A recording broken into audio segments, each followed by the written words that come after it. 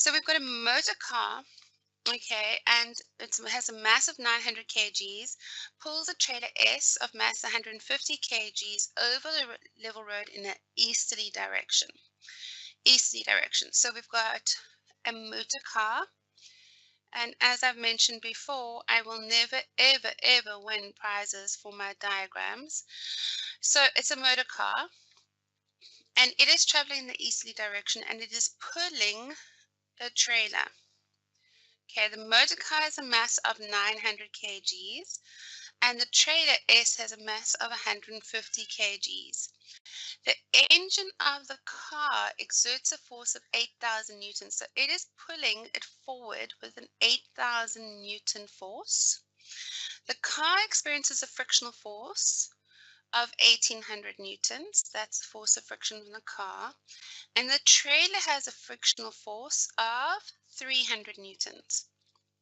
Okay, now it says, draw a separate free body diagram for the car and the trailer. Now, grade 11s, what I'd like to suggest you do is that it doesn't matter whether they ask you to draw a separate free body diagram for all the objects in the two-body system or not. I would suggest you do it because this year is basically the trick on how to do the whole question. If you have got your free body diagrams and they're beautiful and they're perfect, then doing everything else is going to be exceptionally easy. So first of all, a free body diagram is a colored in circle, is what my students like to say, or a dot. Okay. So, and you want the dot to be big enough that you can draw all your forces on it. Okay. So colored in circle. Right, so let's think about this. Let's do the trailer first. So this is object AS, the trailer. We know that there is the force of gravity. They said clearly label all the forces. So there's a force of gravity down, and there is a normal force up, F normal, right? And sorry, I'm just going to move this S to here so that you can see what we're doing. Okay, that's S over there. Okay, so that normal force has to be equal to the force of gravity. So if you've made a mistake like I have, and you've drawn it so that this normal force is shorter than that, then draw a little line along them, like you do in maths when you want to show that lines are equal, to show that these two lines are equal. Okay, I'm going to quickly do my rant. If you're doing free body diagrams, you should be using a pencil, a ruler, and an eraser. Okay, the reason for the pencil is that if you make mistakes, you can use an eraser. So it's no use having a pencil and then crossing it out or scratching it over like I did with this S here. In fact, what should have happened is I should have done this and then I should have done that. Okay, because you guys really should make sure it's nice and neat. Okay, secondly, when you're drawing your forces should be straight lines. Now unfortunately my software doesn't allow for me to draw, it doesn't allow for rulers on my software, so I cannot use a ruler to draw, and there's no snap to grid or anything like that. So you guys have to though draw nice straight lines. Okay, and it's important that if the forces are of equal strength or size, that they're equal length. So like I've said, if you cannot draw it perfectly, then do little lines to show that they're equal. Okay, so that's what we've got there. We have also, do you agree, a force forward that's pulling the trailer, and that's the tension in the rope. Okay, it's going that way. And then we're assuming the car does move forward, okay? And then do you agree there's a force of friction? The force of friction. Okay, so those are the forces that are acting on the trailer. Now let's talk about the forces acting on the car. So again, we've got a nice free body diagram dot, or colored in circle. Then we've got the force of gravity down, and we've got F normal up, okay, and they are perpendicular to the ground. Right, then we've got the force applied, or the force of the engine, the force applied to the force of the engine, which is pulling the car forward. Do you agree? Then we've got the tension, this tension here, that there has got tension both ways. The car is feeling the trailer and the trailer is feeling the car. So therefore there is tension both ways in the rope. Plus there's a force of friction. Force of friction. And there's a little bit of leeway here because we don't know what the size of the tension is. You can have it that the force of friction is a little bit smaller or a bit longer than the tension. Okay, all they're really looking for is the fact that they're both in the opposite direction to the motion. Okay, so those are our free body diagrams. And now it says the next part of the question would be the determine acceleration that the system experiences. Okay, so let's think about this. Let's talk about the motor car.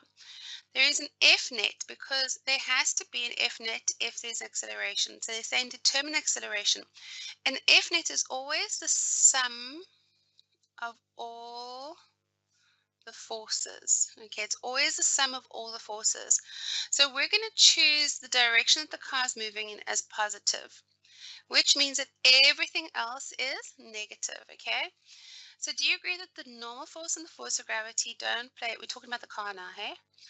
Do you agree that these perpendicular forces, the force of gravity and the normal force, don't play any part in the car moving left or right? Okay, so what have we got? We've got F net is equal to the force of the engine plus the force of friction plus the tension. Now, I know the tension and the force of friction in the opposite direction, but remember that you are showing you haven't written this. I'm assuming you haven't written this in the exams or the test. You want to show the teachers or the examiners that you know that the definition of the net force is that there's the sum of all the forces, right? So then we can go, okay, fine. Well, F net or F res is mass times acceleration. This force of the engine is 8,000 plus the force of friction is minus 1,800. Okay, and then obviously you've got plus minus the tension because it's in the opposite direction. Okay, so then let's work this out. We've got the mass of the car, it's 900. Okay, equals 8,000 minus 1,800, which is 6,200, sorry, A, minus T. So we're going to call that equation 1. Now we can look at the trailer because we're going to do simultaneous equations. So what we're going to say is, okay, fine. Again, we've got F net is equal to, in this case, we've only got two forces acting, which is awesome. We've got the tension, which is pulling it forward, plus minus the force of friction because it's in the opposite direction. So the tension we don't know. The mass of this object is 150 A minus the force of friction, which is 300 newtons. Okay, so do you see we've now got two equations? We've got 150A is equal to T minus 300, and we've got 900A is equal to 6,200 minus T. Okay, that's quite cool. So what we can do now is we can substitute in. We can say, okay, fine, we're finding the acceleration, right? So let's solve this for T. So we can go T is equal to 150A 50A plus 300. And let's substitute that into there.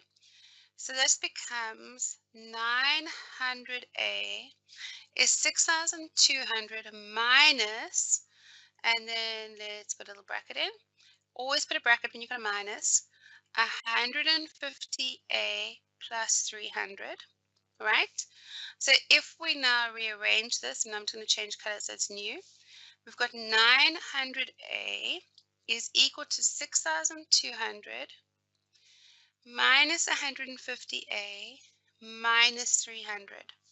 So if you take that to that side, this becomes 1,050A is equal to 5,900.